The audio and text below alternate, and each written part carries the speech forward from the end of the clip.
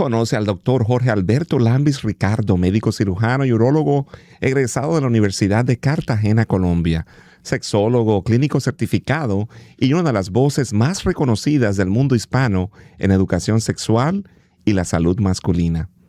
Experto en medicina sexual masculina y femenina, infertilidad, disfunciones sexuales y medicina estética genital. Autor del libro Desnudo a Medianoche.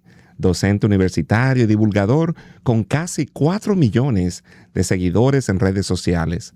Te habla Carlos Anaya, fundador de Cafecito Espiritual, y esto es Lo que callan los hombres, un espacio donde vamos más allá del currículum, más allá de los títulos, más allá de los logros, para explorar las historias. Hoy vamos a hablar de algo que muchos hombres temen más que el fracaso, más que la soledad y a veces más que la misma enfermedad.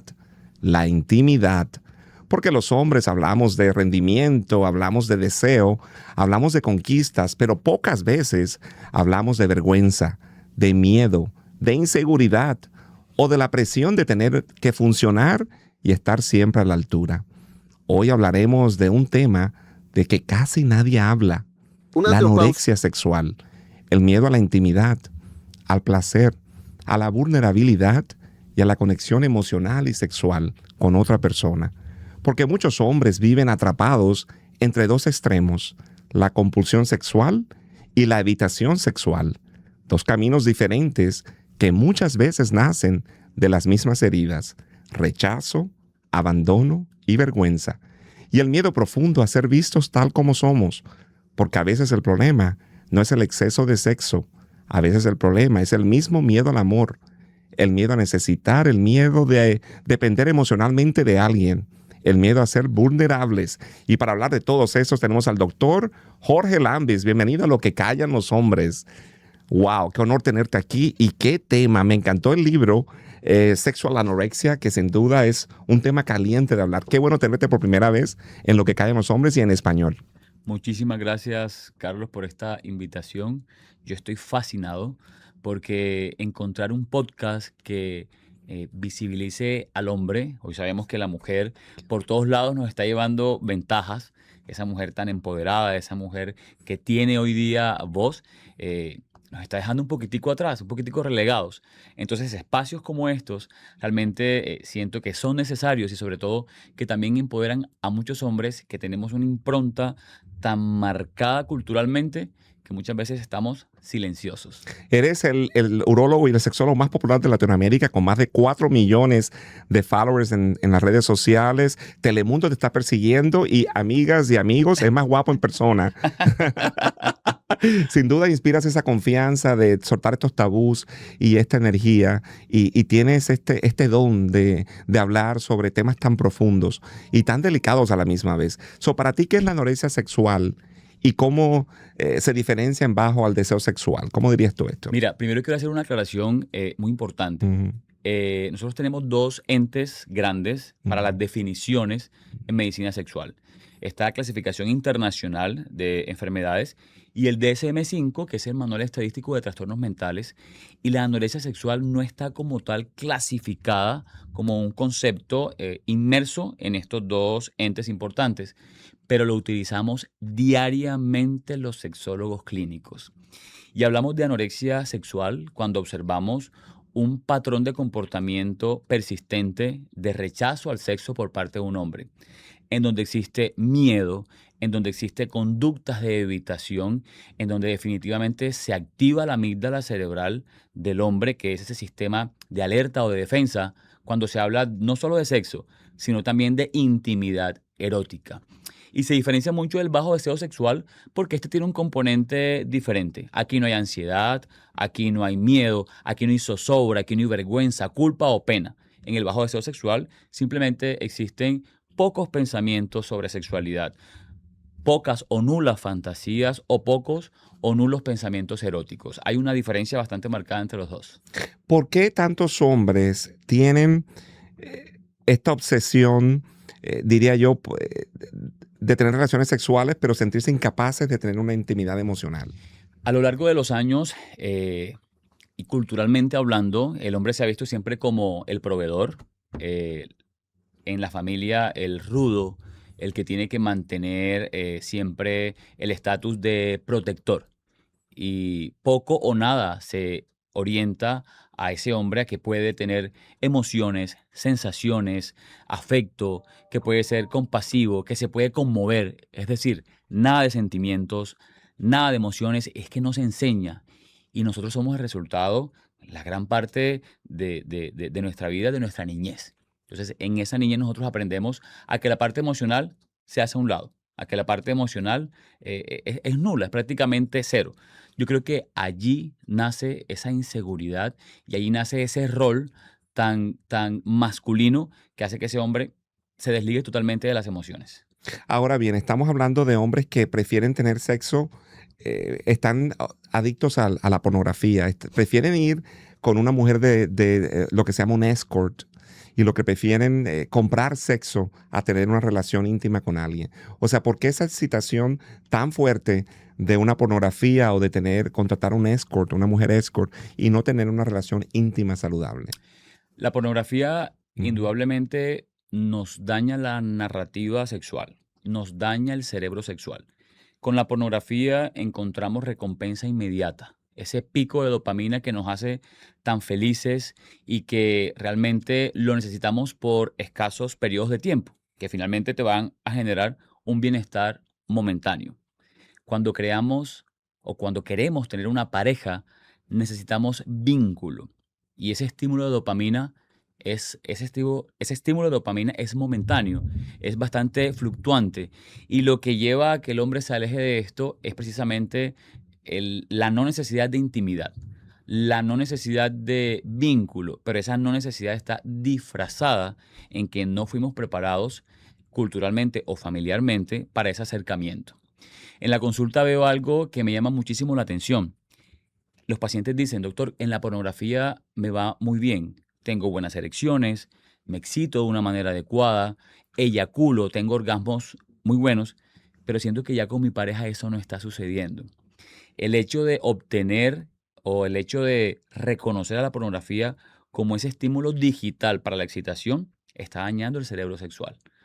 Estamos olvidando las caricias, estamos olvidando los besos, estamos olvidando la pasión, estamos olvidando que el sexo no empieza en la cama, el sexo empieza antes, desde una conversación, desde una atención, desde la resolución de un problema, porque somos seres sexuales desde que nacemos hasta que morimos. Sexualidad no es igual a relación sexual.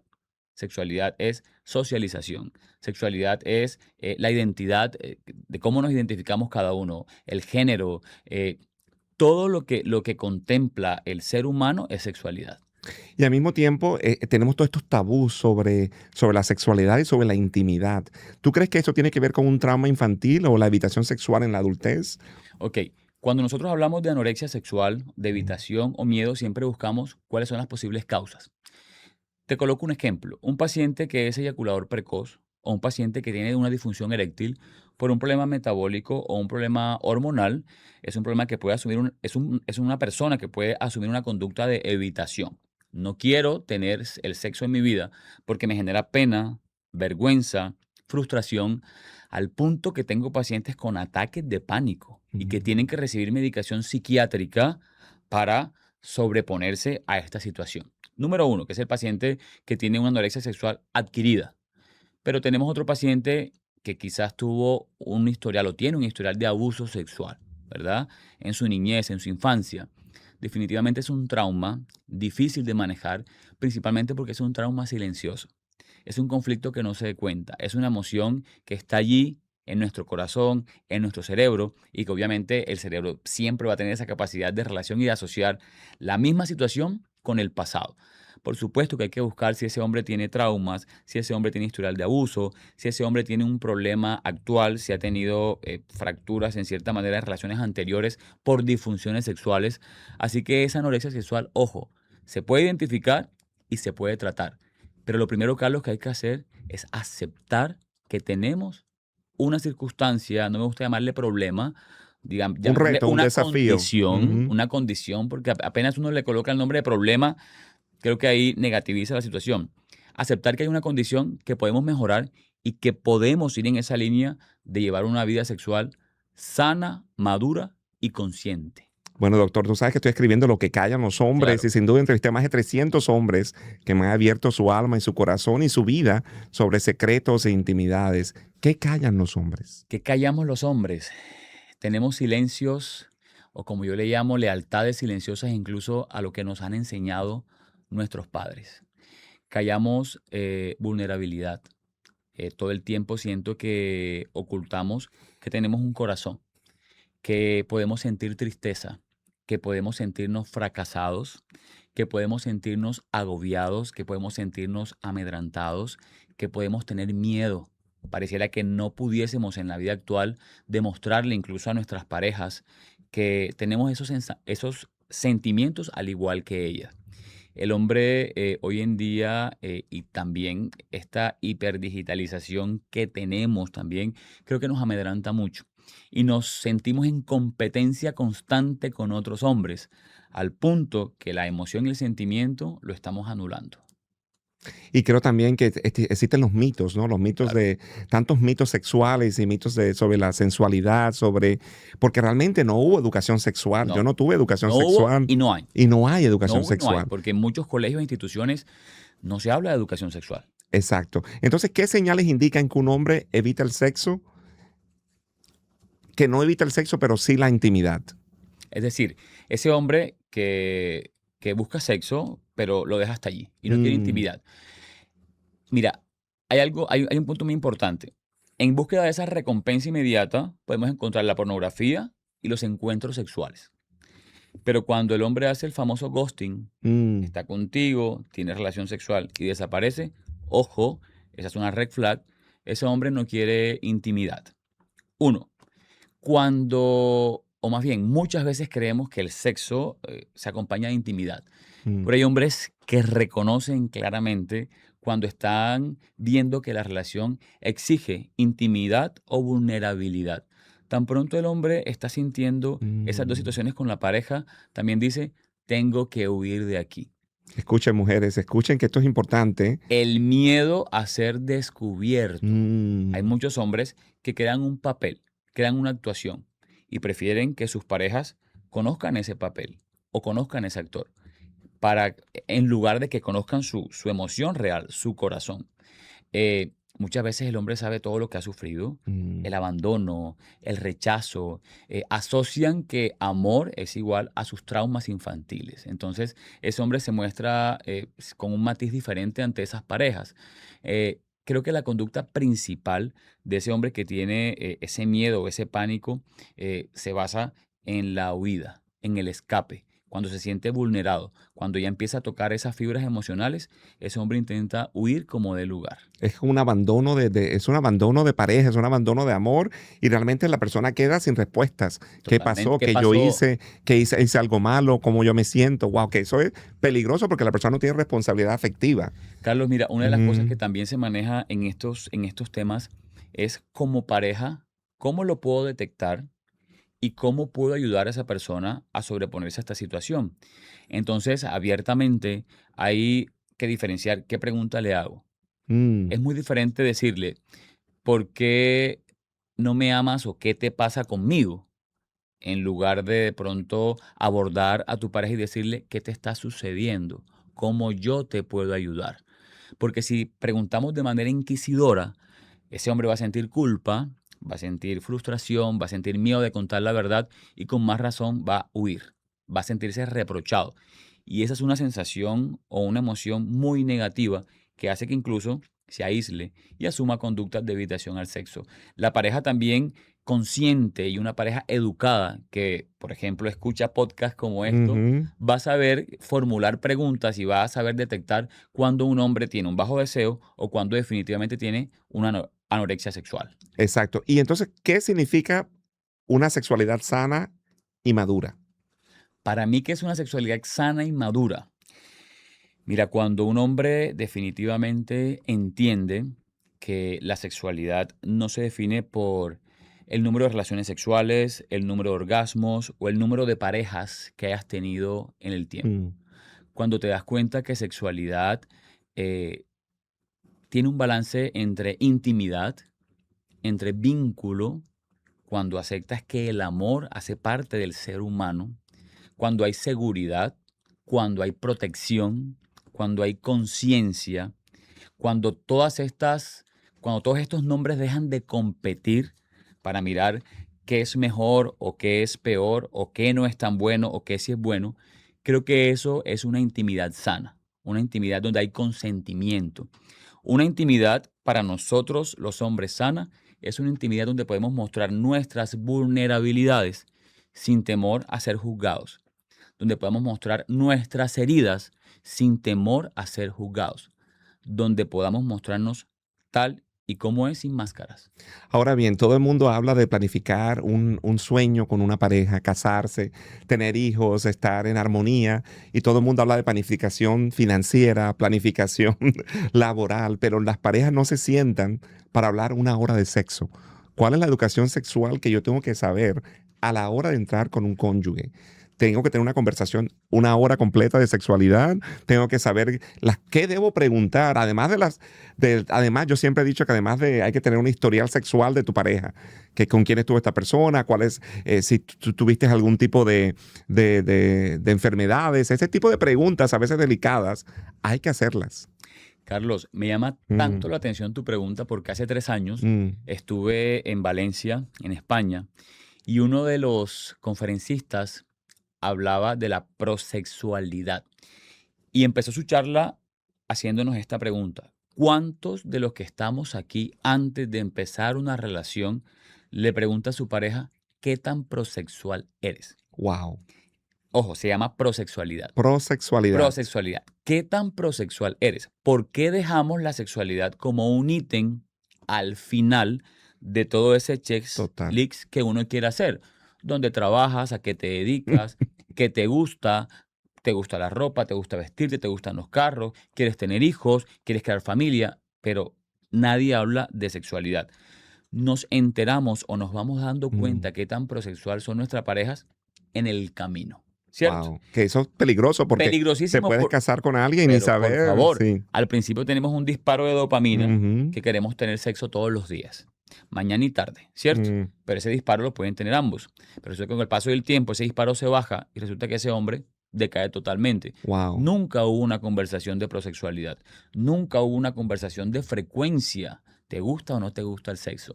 Y mira que hay un trastorno relativamente nuevo que está en el grupo de disfunciones sexuales masculinas, que es el trastorno del bajo deseo sexual en el hombre.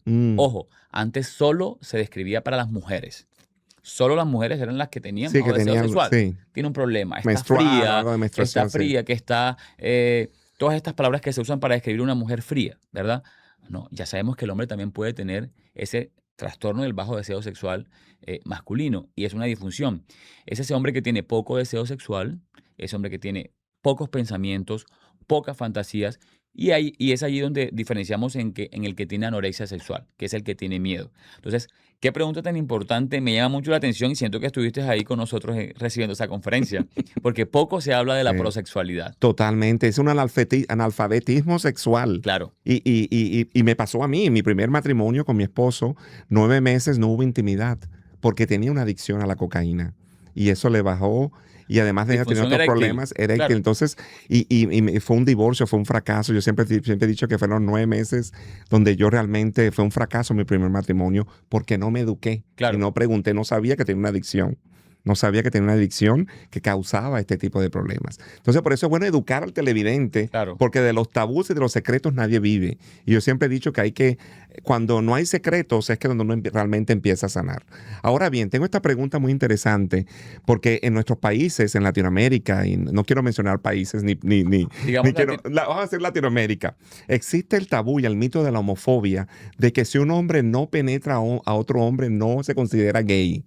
Es simplemente él está usando un servicio sexual con otro hombre y no se considera gay porque tiene relaciones sexuales con otro hombre, porque simplemente penetra al otro hombre. Eso es un tabú y un mito de la homofobia que lo hablo en el libro. Hablo un poco sobre este tema, sobre todo en nuestros países latinoamericanos, sobre los mitos de la homofobia. Claro que sí, mira, hay conceptos que están ya bien reconocidos por los manuales estadísticos nuestros.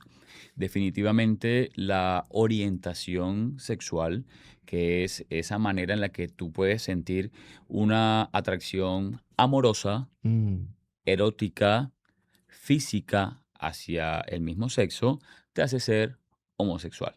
mm, Si es lo contrario, hacia el sexo pues, opuesto, eres heterosexual.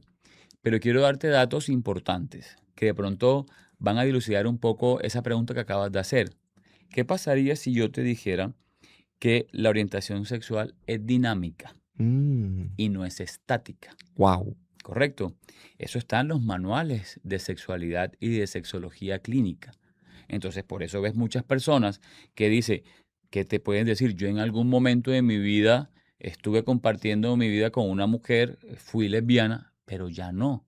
Mm, Ya no, no, entonces, claro, está el tabú de ella es lesbiana, morirá lesbiana porque nació lesbiana. No, la orientación sexual es dinámica. Ojo. Dos, que empiezas a explorar tu sexualidad de forma tardía, mm, no a edad temprana, como debería existir en ese adolescente que está buscando si le gustan los niñitos o si mm. le gustan las niñitas, ¿de acuerdo? Empiezas a estudiar tu sexualidad de manera tardía y puedes oscilar entre estar con un hombre o estar con una mujer y finalmente decides. Ahora, ¿qué pasa si yo te digo que nacemos todos bisexuales? Mm.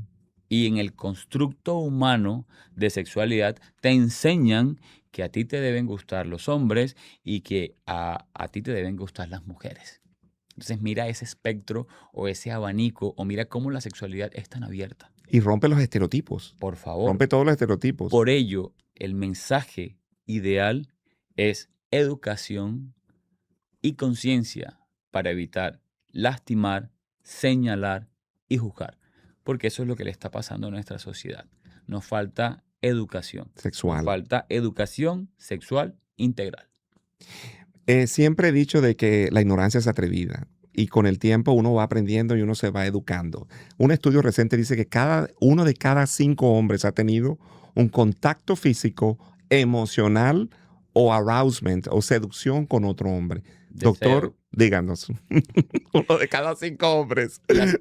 Las estadísticas no mienten Así y es, está muy relacionado precisamente con lo que te acabo de comentar, sí. ¿verdad? En ese momento de explorar, en ese momento de Mm, sentir, tú puedes tener este grupo o este tipo, perdón, de acercamientos con personas del mismo sexo. Y definitivamente eso no te hace homosexual, eso no te hace heterosexual. totalmente. Simplemente son acercamientos que hay, son exploraciones que hay, son búsquedas de identidades. ¿Qué identidad de género tienes? ¿Qué género tienes? ¿Qué sexo tienes? Es que, mira, todas estas palabras hasta muchas personas las confunden Sí. y por eso es necesario la educación sexual.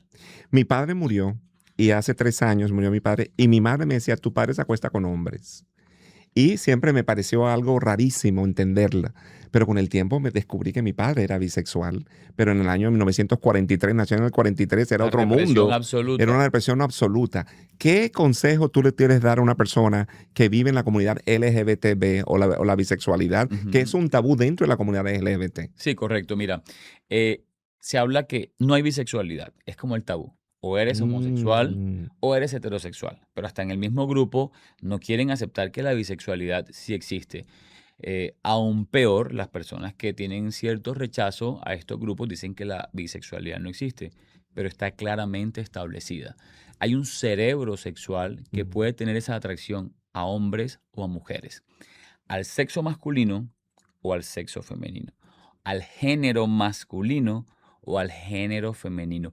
¿Y por qué hago esta aclaración, Carlos? Porque tú puedes nacer sexo masculino, ¿cierto? Con tu pene, tus testículos, mm, que producen testosterona. Pero con el paso del tiempo, tú vas estableciendo una identidad de género y te identificas con una mujer y empiezas a ser travesti o te operas y te vuelves transexual, mm, etcétera, y por fuera eres absolutamente una mujer, pero de sexo masculino. Y puedes encontrar un hombre, oígase bien, un hombre heterosexual que se siente atraído por esa mujer, mm. sabiendo que de pronto es de sexo masculino. Pero ¿de qué se está enamorando? De su identidad de género, de que se viste como mujer, de que habla como mujer, de que tiene manerismos. es una mujer. Total. Entonces, mira cómo hay que hilar bastante fino en esos temas para entender cómo un hombre heterosexual puede sentir atracción por un travesti o por un transexual, porque se está enamorando de la mujer, no de su sexo masculino. Y ¿Qué tal? tienes toda razón, porque es una gama, por eso dice un arco iris, Claro, porque es una gama de textura es como decir que todos los latinos son de España, o que todos los latinos son, mira, es una gama de colores y ¿has sabores. escuchado sobre la demisexualidad? Es una persona demisexual, Ajá, de me pronto lo parece, has escuchado. que le gusta el comportamiento o actitud de otra persona, algo así, Exacto, mira, el sexual. demisexual hace El parte intelecto. hace parte del espectro asexual, es Ajá. decir, es ese paciente o esa persona que no le interesa el sexo Mm, solo hasta cuando establece vínculo. intelectual, ¿no? Puede ser intelectual, Ah, emocional, afectivo. Solo cuando existe ese acercamiento es que se le despierta el cerebro sexual. wow. Mientras eso no se despierte, ese paciente o esa persona puede estar sin relaciones sexuales, dormida, entre comillas. Pero ya sabemos que la demisexualidad existe. Entonces muchas parejas, cuando hablamos de este tema, dicen, a mí me pasa eso.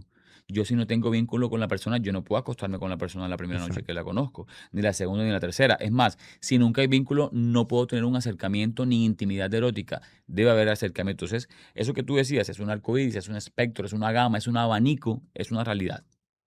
Ok, volviendo al tema personal, y ahora hacerte una pregunta. Sé que eres un hombre casado, tienes hijos, ¿y qué te apasiona a ti, además de ser un sexólogo famoso y urólogo? ¿Qué te apasiona? ¿Qué te llena el corazón? ¿Qué te vibra el alma?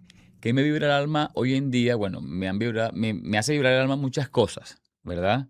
Pero hoy en día la presencia de mis hijos en mi vida es una de las cosas que te puedo Mm, decir, te dan como un sabor distinto a la vida y una razón de existencia muy diferente. En el aspecto laboral, comunicar, mm, divulgar, enseñar, me encanta la docencia. En el aspecto de relaciones interpersonales, me es muy fácil hablar de sentimientos. mm. No sé si creas mucho en el horóscopo. ¿Qué tal? ¿Cómo te va con Sí, eso? bueno, la astrología, el Kabbalah, que me encanta, Ok. porque todo es con números y astrología y todo. Así Bueno, te iba a preguntar la fecha de nacimiento, pero me dio pena. empecé como a preguntarme Ah, por qué para mí era fácil hablar de sentimientos, mm, porque era fácil hablar de heridas, de emociones, porque podía traer a colación ciertos temas que solo se hablan entre mujeres. mm, Entonces empiezo a darme cuenta que tengo unos rasgos muy típicos, perdón, muy atípicos. Por ejemplo, que soy una persona altamente sensible. No sé si has total. escuchado las personas paz. Entonces somos personas que somos los primeros en observar cómo nos miran o Mm, un rasgo de una persona que no nos quiere cerca o un ruido, un sonido. Tenemos los sentidos así como muy alerta. Somos personas que la mucha gente nos satura, que nos reparamos en silencio. Entonces esas características atípicas me han hecho a mí sentir un tanto diferente, pero he usado eso para, pues lo he aprovechado y lo he tomado como algo positivo para tratar de salir adelante y de enseñar a otras personas que, ojo, no es que exista desconocimiento, creo que existe de pronto falta de conciencia en cuanto al autoconocimiento, porque hay personas que decidimos conocer qué pasa dentro de nosotros mm. y otros que definitivamente uno les dice no han despertado, pero creo que a todos nos llega el momento, es decir, qué es lo que hay aquí adentro y qué es lo que nos hace diferentes. Entonces, en cuanto a nivel personal, básicamente me gusta hablar mucho de eso, de sentimientos, de heridas, qué te hace feliz, qué te pone triste. O sea, para mí la parte emocional es fabulosa. ¿Y qué calla el doctor Alberto? Jorge ¿Qué Alberto. callo? ¿Qué callaba? Ok, ¿Qué callaba? Porque ya no callo. ok. Callaba el mostrarme cómo soy. Mm, Ese hombre tan alegre, tan extrovertido, que dice lo que piensa, que no tiene miedo a ser juzgado, que ya no tiene sensación de malestar cuando alguien piensa diferente a él. Creo que es una barrera que me tocó derrumbar.